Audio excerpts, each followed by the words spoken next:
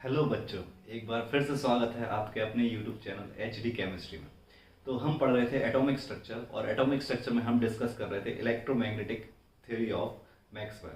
तो हम डिस्कस कर रहे थे इलेक्ट्रोमैग्नेटिक रेडिएशन, इलेक्ट्रोमैग्नेटिक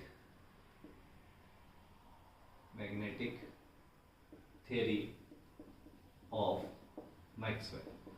तो बच्चों हमने डिस्कस किया था कि इलेक्ट्रोमैग्नेटिक थ्योरी ऑफ मैक्सवेल के अकॉर्डिंग, है ना, जो भी एनर्जी ट्रांसमिशन होता है वो इन फॉर्म ऑफ इलेक्ट्रोमैग्नेटिक वेव्स में होता है। ठीक है, तो कभी भी इधर से इस एक पॉइंट से दूसरे पॉइंट तक अगर एनर्जी ट्रांसमिशन हो रहा है तो वो वेव के फॉर्म में होगा, है ना। तो मैक्सवेल के अकॉर्डिंग क्या था, एक पॉइंट से दूसरे पॉइंट तक एनर्जी ट्रांसमिशन वेव के फॉर्म में हो रहा था without any displacement of matter, और उन वेव को उसने बोला था इलेक्ट्रोमैग्नेटिक रेडिएशन। तो ये हम देख चुके थे, इलेक्ट्रोमैग्नेटिक रेडिएशंस उसको कहा गया था। Electromagnetic radiations are nothing but electromagnetic waves, है ना। अब ये इलेक्ट्रोमैग्नेटिक रेडिएशंस दो कंपोनेंट से बनी है। दो कंपोनेंट कौन से, एक इलेक्ट्रिक फील्ड कंपोनेंट,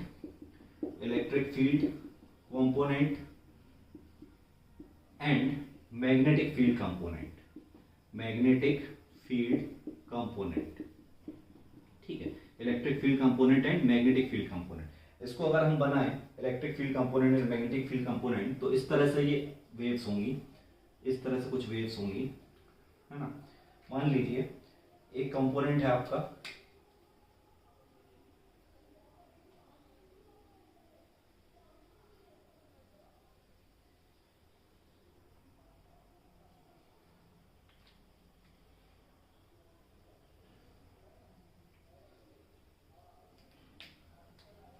और दूसरा कंपोनेंट जो होगा वो इस तरह से होगा, परपेंडिकुलर इसके।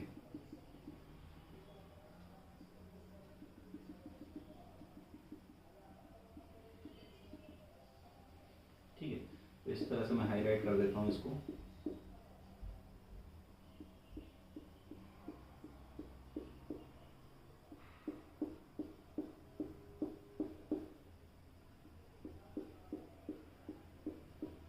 इस तरह से, ठीक है। तो ये दोनों कंपोनेंट्स जो हैं, इसको अगर हम बोल रहे हैं, इसको हम बोल रहे हैं इलेक्ट्रिक फील्ड कंपोनेंट, इलेक्ट्रिक, और दूसरे वाले को हम बोल रहे हैं मैग्नेटिक, इसको हम बोल रहे हैं मैग्नेटिक कंपोनेंट। ठीक है, तो ये दूसरे दोनों कंपोनेंट एक दूसरे के क्या होंगे, परपेंडिकुलर प्लेन में होंगे, है ना। तो मान लीजिए एक का प्लेन ये है तो दूसरे का प्लेन ये होगा। ठीक है, आप इसको इस तरह समझ लीजिए, जैसे एक कंपोनेंट है उसका प्लेन ये है हॉरिजॉन्टल, तो एक कंपोनेंट का प्लेन क्या होगा, vertical.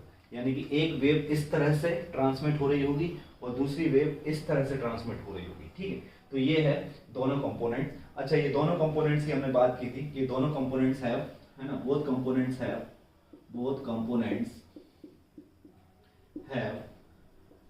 Same amplitude, comma frequency, wavelength, time period, है ना। इन सब के, इन दोनों कंपोनेंट्स के क्या होते हैं, wavelength, frequency, amplitude, time period similar होते हैं। ठीक है, एंड नेक्स्ट हमने जो बात की थी कि बट बोथ कंपोनेंट्स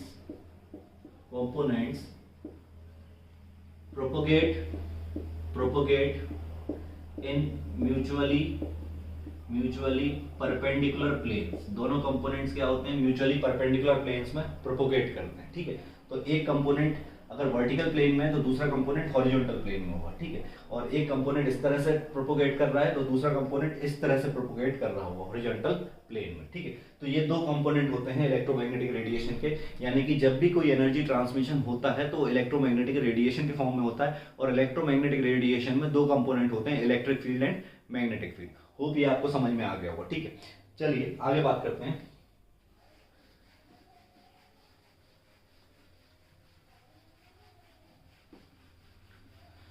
आगे हम बात करते हैं कि मैक्सवेल ने और क्या कहा। तो मैक्सवेल ने कहा कि जब भी कोई चार्ज पार्टिकल, है ना, whenever a charge particle is accelerated,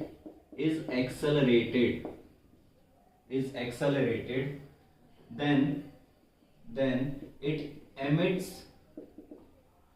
it emits radiation, it emits radiation, है ना। और वो रेडिएशन किस फॉर्म में होंगे, it emits radiation in form of electromagnetic wave, in form of electromagnetic wave.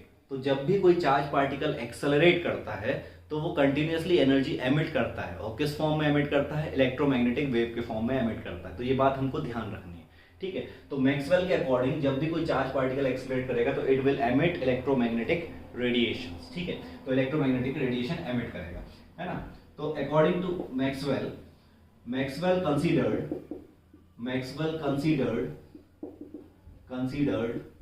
Wave nature of electromagnetic radiation. यह बात important है कि मैक्सवेल ने किस थ्योरी को सपोर्ट किया, मैक्सवेल ने वेव नेचर को सपोर्ट किया। तो Maxwell considered wave nature of electromagnetic radiations, है ना। तो मैक्सवेल ने वेव नेचर को सपोर्ट किया, Maxwell considered wave nature of electromagnetic radiation. और वेव नेचर से हम क्या क्या एक्सप्लेन कर सकते हैं, हम वेव नेचर से interference of wave, interference, diffraction, interference, reflection, refraction, ये सारी चीजें हम एक्सप्लेन कर सकते हैं, है ना। तो वेव नेचर से, इलेक्ट्रोमैग्नेटिक रेडिएशन के वेव नेचर से हम किन किन थ्योरी को एक्सप्लेन कर सकते हैं, इंटरफेरेंस को एक्सप्लेन कर सकते हैं, डिफ्रैक्शन को एक्सप्लेन कर सकते हैं, रिफ्लेक्शन को एक्सप्लेन कर सकते हैं, रिफ्रैक्शन को एक्सप्लेन कर सकते हैं। But Maxwell theory could not explain, क्या एक्सप्लेन नहीं कर पाई। तो मैक्सवेल की थ्योरी क्या एक्सप्लेन नहीं कर पाई, तो सबसे पहला ब्लैक बॉडी रेडिएशन को एक्सप्लेन नहीं कर पाए, ठीक है। सेकंड, फोटो इलेक्ट्रिक इफेक्ट को एक्सप्लेन नहीं कर पाए, फोटो इलेक्ट्रिक इफेक्ट। तो मैक्सवेल की थ्योरी क्या एक्सप्लेन नहीं कर पाई, तो मैक्सवेल की theory could not explain black body radiation and photo electric effect, है ना। क्या क्या एक्सप्लेन कर दिया था, तो Maxwell theory explained interference, diffraction, reflection, but Maxwell theory could not explain black body radiation and photo electric effect. तो ये बात क्लियर। तो फिर ब्लैक बॉडी रेडिएशन और फोटो इलेक्ट्रिक इफेक्ट को कैसे पढ़ेंगे, तो इसके लिए हम पार्टिकल नेचर पढ़ेंगे। इलेक्ट्रोमैग्नेटिक रेडिएशन का कौन सा नेचर पढ़ेंगे, पार्टिकल नेचर पढ़ेंगे। But interference, diffraction, reflection could be explained by wave nature of electromagnetic radiation, है ना। तो इलेक्ट्रोमैग्नेटिक रेडिएशन के दो नेचर होते हैं, एक वेव नेचर होता है, तो मैक्सवेल ने सपोर्ट किया वेव नेचर को, और बाकी जो दो एक्सपेरिमेंट है ब्लैक बॉडी रेडिएशन और फोटो इलेक्ट्रिक इफेक्ट, इनको एक्सप्लेन कर सकते हैं पार्टिकल नेचर से। तो आगे हम पार्टिकल नेचर की बाद में बात करेंगे। तो मैक्सवेल ने किस थ्योरी को सपोर्ट किया, वेव नेचर को सपोर्ट किया, ठीक है। ये बात ध्यान रखनी, ठीक है। अकॉर्डिंग टू दिस हम बात करते हैं, तो लाइट भी क्या है, लाइट भी फॉर्म ऑफ इलेक्ट्रोमैग्नेटिक रेडिएशन है ना। तो according to this light is also a form of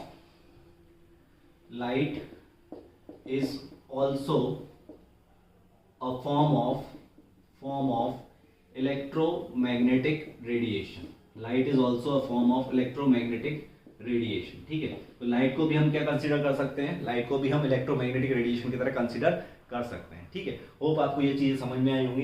अब हम बात करते हैं इलेक्ट्रोमैग्नेटिक रेडिएशंस के स्पेक्ट्रम की। तो spectrum of electromagnetic radiation, spectrum of electromagnetic radiation. हम बात करते हैं स्पेक्ट्रम की। सबसे पहले तो आपको ये समझ में आना चाहिए स्पेक्ट्रम मतलब क्या होता है, स्पेक्ट्रम वर्ड का मतलब क्या होता है। स्पेक्ट्रम वर्ड का मतलब होता है कि जैसे इलेक्ट्रोमैग्नेटिक रेडिएशन है तो इसमें बहुत सारी प्रकार की रेडिएशन होंगी, है ना। इलेक्ट्रोमैग्नेटिक रेडिएशन में बहुत तरह की रेडिएशन होती है। उन रेडिएशन को वेवलेंथ के ऑर्डर में अगर अरेंज कर दिया जाए तो उसको हम बोलेंगे स्पेक्ट्रम, ठीक है। तो स्पेक्ट्रम क्या होता है, spectrum is a systematic arrangement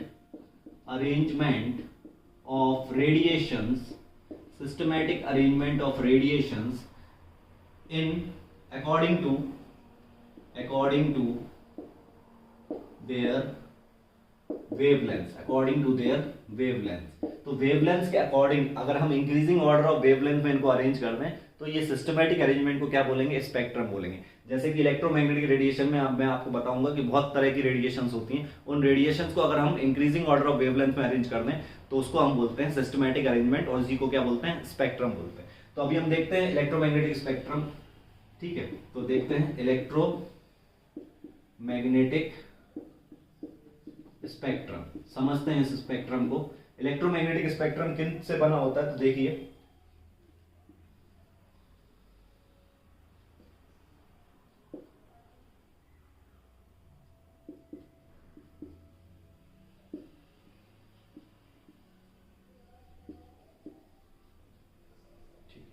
इसको समझते हैं। तो सबसे पहले कॉस्मिक रेस, फिर नेक्स्ट है गामा रेस, फिर नेक्स्ट है एक्स रेस, फिर नेक्स्ट है यूवी रेस, अल्ट्रावायलेट जिसको बोलते हैं, यूवी रेस यानी अल्ट्रावायलेट रेस, फिर है विजिबल, फिर है इंफ्रारेड रेस, इंफ्रारेड यानी आईआर, फिर है microwaves and then are radio waves. ठीक है, तो ये स्पेक्ट्रम होता है। तो ये स्पेक्ट्रम किस ऑर्डर में है? इंक्रीजिंग ऑर्डर ऑफ वेवलेंथ में। अगर हम लेफ्ट टू राइट जाएं तो लेफ्ट टू राइट अगर आप जाओगे तो लेफ्ट टू राइट में देखो क्या होगा, लेफ्ट टू राइट में वेवलेंथ इंक्रीज होगी, है ना। लेफ्ट टू राइट में जाओगे तो वेवलेंथ क्या होगी? इंक्रीज होगी। और एक और चीज ध्यान रखना कि wavelength is inversely proportional to frequency. Wavelength और फ्रीक्वेंसी में क्या होता है? इनवर्स प्रोपोर्शनलिटी होती है। ठीक है, wavelength is inversely proportional to frequency, क्योंकि अभी आपने फॉर्मूला देखा था, हमने फॉर्मूला देखा था, क्या फॉर्मूला देखा था? Wavelength is equal to c by mu. ये फॉर्मूला हम पढ़ चुके हैं कैरेक्टरिस्टिक ऑफ वेव में। तो यहां से ये समझ में आ रहा है कि wavelength is inversely proportional to frequency. Wavelength inversely proportional होती है फ्रीक्वेंसी के। ठीक है, तो फ्रीक्वेंसी के इनवर्सली प्रोपोर्शनल होती है वेवलेंथ की। दूसरी चीज आपको एनर्जी का याद रखना है कि energy is directly proportional to frequency, energy is directly proportional to frequency and energy is inversely proportional to wavelength. Energy क्या होती है? इनवर्सली प्रोपोर्शनल टू होती है वेवलेंथ। ठीक है, एनर्जी डायरेक्टली प्रोपोर्शनल होती है फ्रीक्वेंसी के और इनवर्स प्रोपोर्शनल होती है वेवलेंथ के।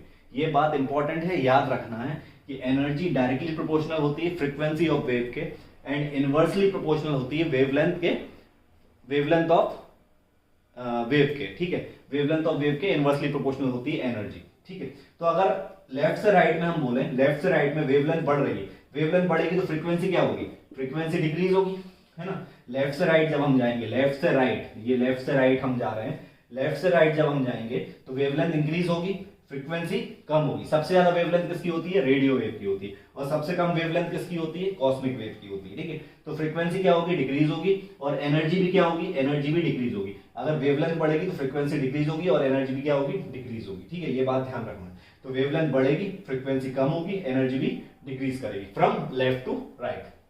इसका मतलब radio waves have highest wavelength या लॉन्गेस्ट वेवलेंथ। रेडियो वेव्स की वेवलेंथ क्या होती है? लॉन्गेस्ट। एंड कॉस्मिक रेस की वेवलेंथ क्या होती है? शॉर्टेस्ट। ठीक है, तो इसको देखते हैं। अच्छा, विजिबल का खुद का एक स्पेक्ट्रम होता है। तो विजिबल का खुद का एक स्पेक्ट्रम होता है। क्या होता है वो स्पेक्ट्रम? विबग्योर। ये आप सब जानते होंगे कि विजिबल रेस का खुद का एक स्पेक्ट्रम होता है, विबग्योर। तो विबग्योर में सबसे ज्यादा वेवलेंथ कौन की होगी? रेड की। रेड की सबसे लॉन्गेस्ट वेवलेंथ होगी, है ना, क्योंकि लेफ्ट टू राइट में ही सीक्वेंस रखेंगे तो लेफ्ट टू राइट में जा रहे हैं तो रेड। तो विजिबल के स्पेक्ट्रम में, विजिबल के इंटरनल स्पेक्ट्रम में रेड की वेवलेंथ ज्यादा होगी और वायलेट की वेवलेंथ क्या होगी? कम होगी। वायलेट की वेवलेंथ कम होगी, रेड की वेवलेंथ ज्यादा होगी। ठीक है, ये बात ध्यान रखना है। ठीक है, तो विजिबल के खुद का स्पेक्ट्रम होता है विबग्योर और उस खुद के स्पेक्ट्रम में रेड की वेवलेंथ ज्यादा होती है और वायलेट की वेवलेंथ क्या होती है? कम होती है। ठीक है, तो रेड की वेवलेंथ ज्यादा, वायलेट की वेवलेंथ कम। ठीक है, होप ये समझ में आ गया होगा। अगर हम इसको थोड़ा सा इमेजिन करें तो इस तरह से हम इसको समझ सकते हैं कि मान लीजिए ये सबसे शॉर्टेस्ट वेवलेंथ वाली, तो शॉर्टेस्ट वेवलेंथ होगी तो इसकी वेव इस तरह से आएगी, शॉर्टेस्ट वेवलेंथ की वेव इस तरह से आएगी। फिर धीरे धीरे वेवलेंथ बढ़ेगी, धीरे धीरे वेवलेंथ बढ़ेगी,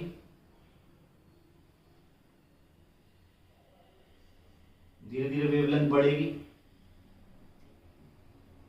वेवलेंथ बढ़ेगी। एम्पलीट्यूड वही रखा है मैंने, वेवलेंथ बढ़ा रहा हूं तो वेवलेंथ बढ़ने लगी। ठीक है, तो इधर पे देखो वेवलेंथ छोटी थी, वेवलेंथ छोटी थी, धीरे धीरे वेवलेंथ बढ़ती गई, वेवलेंथ बढ़ती गई, वेवलेंथ बढ़ती गई, वेवलेंथ ये बढ़ती गई। ठीक है, तो यहाँ पर शॉर्टर वेवलेंथ थी और यहाँ पर लॉन्गेस्ट वेवलेंथ है। तो इस तरह का आप थोड़ा सा इमेजिन करने के लिए रख सकते हो। ठीक है, तो ये आप इमेजिन करने के लिए इसको समझ सकते हो। बाकी वेवलेंथ बढ़ेगी तो फ्रीक्वेंसी कम होगी, वेवलेंथ बढ़ेगी तो फ्रीक्वेंसी क्या होगी, फ्रीक्वेंसी कम होगी और एनर्जी भी क्या होगी, डिक्रीज होगी। ठीक है, तो ये था spectrum of electromagnetic radiation. Hope आपको ये समझ में आया होगा इलेक्ट्रोमैग्नेटिक रेडिएशन का स्पेक्ट्रम। अच्छा, मैक्सवेल की थ्योरी किसको सपोर्ट करती थी, तो वेव नेचर को सपोर्ट करती थी, ये बात ध्यान रखना है। ठीक है, ये स्पेक्ट्रम है, ये आप देख लीजिए एक बार, इसको याद रखना है इन ऑर्डर, है ना, इंक्रीजिंग ऑर्डर ऑफ वेवलेंथ में याद रखना है। सबसे shortest wavelength cosmic rays and सबसे लॉन्गेस्ट वेवलेंथ रेडियो वेव्स। ठीक है, तो होप आपको ये समझ में आया होगा। आज के लेक्चर में मैं इतना ही रखता हूँ। Thank you very much.